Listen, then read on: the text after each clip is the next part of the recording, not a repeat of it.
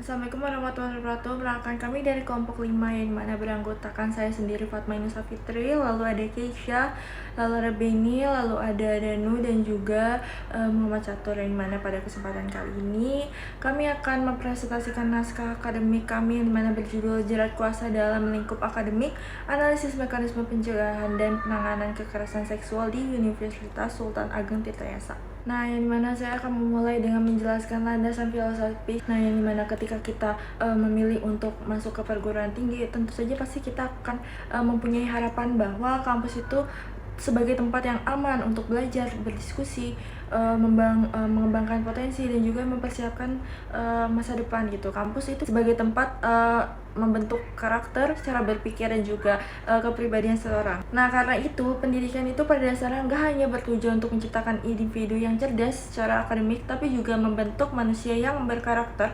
bermartabat, dan mampu hidup secara bertanggung jawab di tengah masyarakat. Yang dimana hal ini juga sejalan dengan pasal 3 Undang-Undang Nomor 20 Tahun 2003 tentang Sistem Pendidikan Nasional, yang menegaskan bahwa pendidikan itu berfungsi untuk mengembangkan kemampuan serta membentuk watak dan peradaban bangsa yang bermartabat dalam rangka mencerdaskan kehidupan bangsa. Namun, untuk mencapai tujuan tersebut, pendidikan tentu harus berlangsung dalam lingkungan yang aman dan bebas dari segala bentuk kekerasan, sebab akan sulit bagi seorang untuk berkembang secara optimal apabila ia merasa terancam, takut, atau nggak bisa mendapatkan perlindungan. Nah, disinilah persoalan muncul, yang mana dalam kehidupan kampus itu terdapat berbagai hubungan yang melibatkan kewenangan dan kekuasaan. Misalnya hubungan antara dosen dan mahasiswa, pembimbing dan mahasiswa bimbingan, senior dan junior, ataupun hubungan dalam organisasi kemahasiswaan. Nah, relasi seperti ini sebenarnya merupakan hal yang wajar karena setiap institusi itu emang punya struktur, tapi relasi tersebut itu nggak menjadi masalah ketika kewenangan yang dimiliki seseorang itu digunakan secara tidak semestinya, yang dimana hubungan yang seharusnya itu dibangun atas dasar pembinaan, kepercayaan, dan penghormatan malah justru berubah menjadi hubungan yang timpang gitu. Nah, dimana satu pihak itu punya kontrol yang jauh lebih besar dibandingkan pihak lainnya. Nah, kondisi inilah yang seringkali menjadi latar belakang terjadinya kekerasan seksual di lingkungan kampus ataupun lingkungan akademik. Nah, dalam banyak kasus, korban itu nggak hanya menghadapi tindakan kekerasan itu sendiri, tapi juga menghadapi ketakutan akibat adanya ketimpangan relasi kuasa tersebut. Korban itu mungkin khawatir terkait nilai akademiknya yang bahkan bisa terpengaruh gitu, terus proses bimbingannya bahkan bisa dipersulit, ataupun dalam organisasinya itu bisa aja terganggu, atau bahkan takut untuk mendapatkan stigma dari orang-orang ataupun dari lingkungan di sekitar kampus. Nah, akibatnya itu nggak sedikit korban yang memilih untuk diam, bukan karena apa yang dialaminya ini nggak penting, tapi karena mereka ini merasa berada pada posisi yang lebih lemah dibandingkan pelaku yang emang punya pengaruh, jabatan, ataupun kewenangan tertentu. Nah, padahal jika kita kembali pada hakikat pendidikan, kondisi seperti ini itu jelas bertentangan dengan tujuan pendidikan itu sendiri, yang dimana pendidikan itu seharusnya menjadi proses memanusiakan manusia, yang dimana setiap individu itu harus dihormati harkat dan martabatnya, mendapatkan rasa aman, serta memiliki kesempatan yang sama untuk berkembang tanpa adanya diskriminasi. Karena itulah pembahasan mengenai pencegahan dan penanganan kekerasan seksual ini nggak hanya berkaitan dengan pelanggaran hukum, tetapi juga berkaitan dengan nilai-nilai dasar yang emang menjadi fondasi kehidupan berbangsa dan juga bernegara. Jika kita melihat pembukaan Undang-Undang Dasar Negara Republik Indonesia tahun 1945, yang dimana khususnya pada alinea keempat disebutkan bahwa salah satu tujuan negara itu untuk melindungi segenap bangsa Indonesia serta mencerdaskan kehidupan bangsa. Nah, dua tujuan ini sebenarnya saling berkaitan, di mana pendidikan yang baik itu nggak mungkin terwujud tanpa ada perlindungan, dan perlindungan yang baik juga menjadi syarat agar proses pendidikan itu dapat berjalan secara lancar. Nah, selain itu, Undang-Undang Dasar 1945 juga memberikan jaminan yang sangat jelas terhadap hak-hak setiap warga negara. Dalam pasal 31 ayat 1 ditegaskan bahwa setiap warga negara itu berhak mendapatkan pendidikan. Kemudian pasal 28G ayat 1 menjamin hak setiap orang atas perlindungan diri, kehormatan, martabat, dan juga rasa aman. Nah, pasal 28D ayat 1 itu menjamin hak atas perlindungan dan kepastian hukum yang adil. Sementara pasal 28 ayat 2 itu menegaskan bahwa setiap orang berhak bebas dari perlakuan diskriminasi. Artinya, ketika seorang mengalami kekerasan seksual di lingkungan pendidikan dan nggak memperoleh perlindungan yang aman, maka yang terlanggar itu bukan hanya norma sosial ataupun norma hukum, tapi juga hak-hak konstitusional yang dijamin secara langsung oleh Undang-Undang Dasar 1945. Nah, selain berlandaskan konstitusi, pentingnya pencegahan dan penanganan kekerasan seksual juga berakar pada nilai-nilai Pancasila, yang dimana sebagai dasar negara. Jadi, ketika masih terdapat korban yang takut untuk melapor karena ada tekanan relasi kuasa, ketika masih ada korban yang merasa nggak aman untuk berbicara, atau ketika perlindungan dan keadilan itu belum dapat diakses secara setara, maka nilai-nilai yang terkandung dalam Pancasila itu belum sepenuhnya terwujud dalam kehidupan akademik. Seperti yang sudah dijelaskan sebelumnya, bahwasanya kasus-kasus kekerasan seksual di lingkungan perguruan tinggi sangatlah tinggi, khususnya di Indonesia. Salah satu yang terjadi adanya relasi kuasa di lingkungan kampus. Individu atau kelompok yang memiliki posisi dominan seringkali dan kerap kali melakukan tidak sewajarnya di lingkungan kampus. Mereka menggunakan wewenang yang tidak baik sehingga kekerasan-kekerasan yang tidak baik di lingkungan kampus itu tercipta. Maka dengan itu kekerasan seksual di perguruan tinggi itu sangat tinggi karena difaktori oleh relasi kuasa di lingkungan kampus. Tindakan yang sewajarnya tersebut membuat korban memiliki dampak nyata yang dirasakan oleh korban. Korban bisa saja merasakan trauma, cemas, bingung karena posisi dominan yang memiliki kuasa yang tinggi, ia bisa mengintimidasi kepada korban dengan memberikan nilai jelek, tidak diluluskannya mata kuliahnya, atau tidak diterima skripsinya dan lainnya. Itu yang membuat dampak yang nyata kepada korban secara psikologis, trauma, cemas, dan bingung lainnya.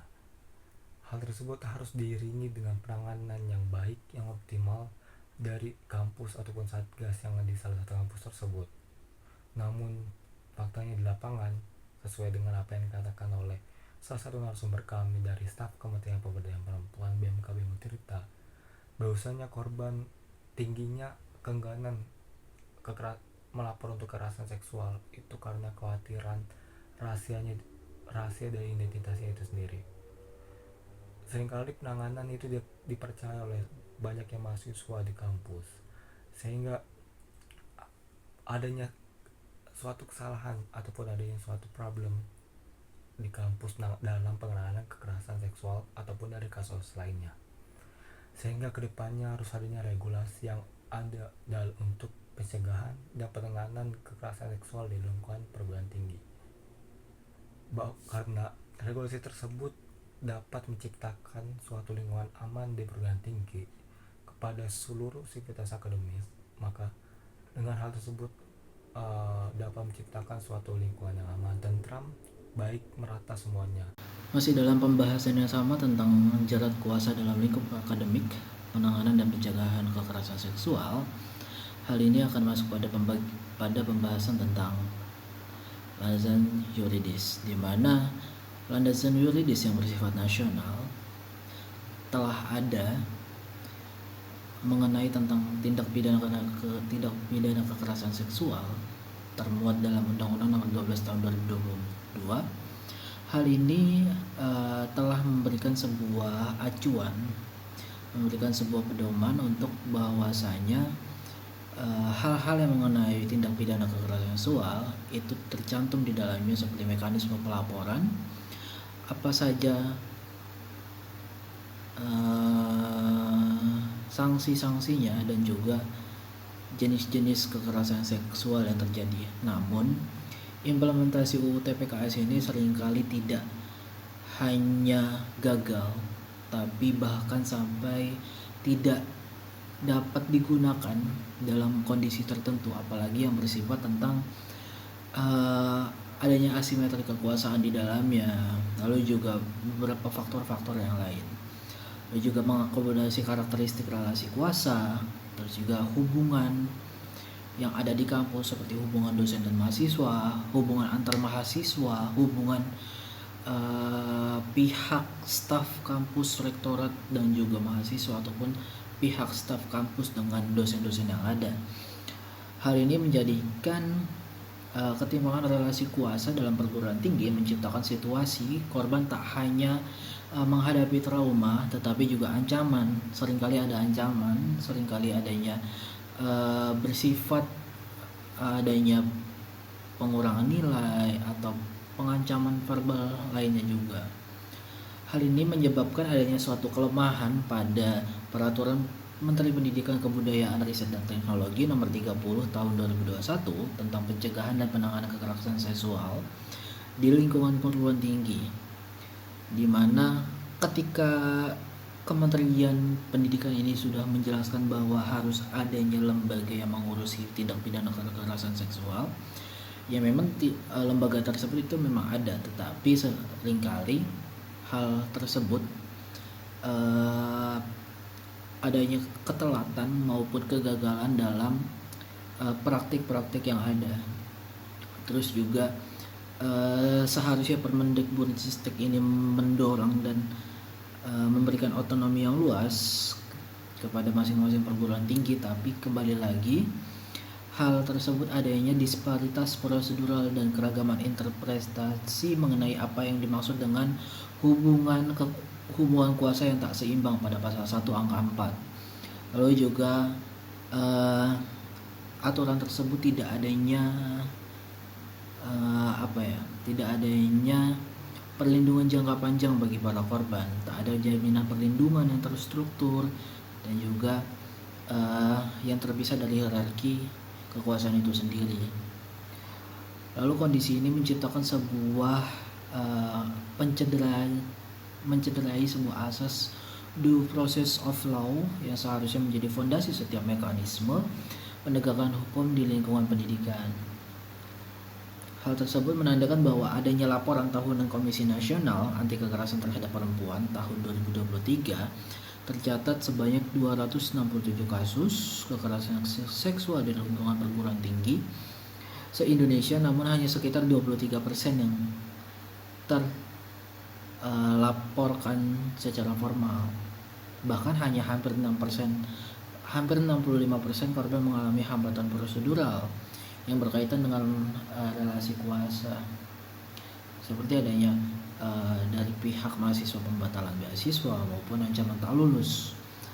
Hal tersebut menjadikan bahwa peraturan rektor atau naskah akademik yang mengikat bukanlah sekadar pengelengkap bukanlah sekadar pelengkap administrasi, tapi sebuah keharusan yuridis untuk menjembatani legal vacuum atau setidaknya legal uncertainty yang terjadi di tingkat implementasi. Penyusunan aturan baru yang bersifat komprehensif di Universitas Sultan Agung Tirtayasa lebih tepatnya sangat mendesak karena beberapa alasan, di mana yaitu pertama, regulasi internal dapat mengakomodasi prinsip lex specialis derogat legi generali, yaitu mengatur secara lebih spesifik mengenai bentuk-bentuk kekerasan yang ada yang lahir dari jerat kuasa akademik itu sendiri. Lalu aturan tersebut dapat merancang mekanisme pelaporan yang terintegrasi yang menjamin anonimitas korban itu sendiri dan juga keamanan dan kenyamanan dari korban itu sendiri. Lalu regulasi ini akan memberikan kepastian hukum mengenai sanksi tegas terhadap pelaku, termasuk sanksi administratif maksimal seperti pemberhentian tak hormat, pencabutan jabatan atau beasiswa, hingga pelarangan mengakses lingkungan kampus dalam jangka waktu yang tertentu. Dengan demikian, kehadiran aturan baru yang operasional dan partisipatif akan mengubah paradigma yang ada tentang penanganan kekerasan seksual dari sekedar prosedur reaktif menjadi sistem pencegahan yang proaktif dan berkeadilan. Maka dari itu diambil beberapa identifikasi masalah. Yang pertama ada bagaimana bentuk dan juga faktor dari penyebaban kekerasan seksual serta penyalahgunaan relasi kuasa di lingkungan Untirta. Yang kedua, mengapa diperlukannya peraturan rektor sebagai dasar hukum pencegahan dan juga penanganan kasus. Yang ketiga, apa landasan filosofi, sosiologis, yuridis dan juga pembentukan peraturan dari rektor tersebut. Dan yang terakhir adalah bagaimana sasaran dan juga arah pengaturan yang efektif dalam peraturan rektor. Nah, dari beberapa identifikasi tersebut disimpulkanlah juga beberapa tujuannya. Yang pertama, untuk mengidentifikasi bentuk, penyebab, hambatan, penanganan kasus kekerasan seksual serta penyalahgunaan relasi kekuasaan di Untirta. Yang kedua, merumuskan kebutuhan peraturan rektor sebagian dasar perundungan dan juga kepastian hukum. Yang ketiga, menjelaskan landasan dari ketiga filosofis dan lain sebagainya halnya. Dan yang terakhir terakhir adalah menentukan sasaran, ruang lingkup, dan juga bagaimana cara penanganan kasusnya. Dengan tujuan tersebut, ada juga lah kegunaannya, yaitu yang pertama ada kegunaan teoritisnya. Itu adalah untuk mengembangkan kajian hukum, kebijakan publik, dan juga tata kelola.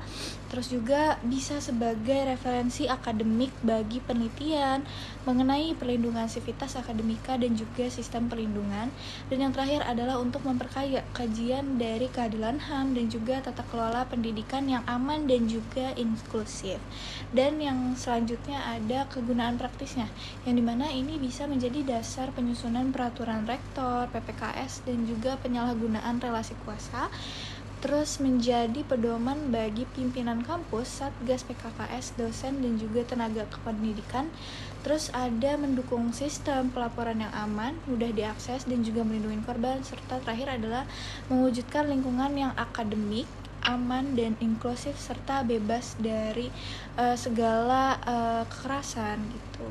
Terima kasih. Mungkin selanjutnya akan dijelaskan oleh rekan saya. Baik, selanjutnya ke bagian metode penyusunan naskah akademik. Nah, penyusunan naskah akademik peraturan rektor tentang pencegahan dan penanganan kekerasan seksual serta penyalahgunaan relasi kuasa di Untirta itu menggunakan pendekatan yuridis normatif yang didukung oleh data empiris. Pendekatan ini digunakan untuk mengkaji berbagai peraturan perundang-undangan, asas hukum, doktrin hukum, serta literatur yang berkaitan dengan isu kekerasan seksual dan penyalahgunaan relasi kuasa sebagai landasan dalam pembentukan regulasi. Data yang digunakan itu terdiri atas data primer dan data sekunder. Data primer itu diperoleh melalui wawancara dengan perwakilan Kementerian Pemberdayaan Perempuan, BEM KBM Untirta, guna memperoleh informasi mengenai kondisi empiris, bentuk kekerasan seksual yang terjadi, hambatan dalam proses pelaporan, serta kebutuhan penguatan kebijakan pencegahan dan penanganan kekerasan seksual di lingkup kampus. Sementara itu, data sekunder diperoleh melalui studi kepustakaan yang mencakup peraturan perundang-undangan, buku, jurnal ilmiah, hasil penelitian, serta dokumen akademik yang relevan. Teknik pengumpulan data dilakukan itu melalui studi dokumentasi dan wawancara semi terstruktur. Studi dokumentasi digunakan untuk menelaah dan menganalisis berbagai regulasi serta dokumen yang berkaitan dengan pencegahan dan penanganan kekerasan seksual di perguruan tinggi. Adapun wawancara itu dilakukan untuk memperoleh informasi yang lebih dalam lagi mengenai pengalaman, pandangan, dan kebutuhan kebijakan yang berkembang di lingkungan akademik. Data yang telah terkumpul kemudian dianalisis menggunakan metode analisis kualitatif deskriptif melalui tahapan pengumpulan data, reduksi data, penyajian data, dan penarikan kesimpulan. Hasil analisis tersebut digunakan untuk mengidentifikasi permasalahan, merumuskan kebutuhan pengaturan, serta menyusun rekomendasi substansi peraturan rektor yang sesuai dengan kondisi dan kebutuhan Untirta. Nah, dengan demikian, naskah akademik ini diharapkan dapat menjadi dasar penyusunan kebijakan yang efektif dalam menciptakan lingkungan kampus yang aman, inklusif, dan berkeadilan bagi seluruh sivitas akademika. Baik, cukup. Kurang lebihnya mohon maaf. Wassalamualaikum warahmatullahi wabarakatuh.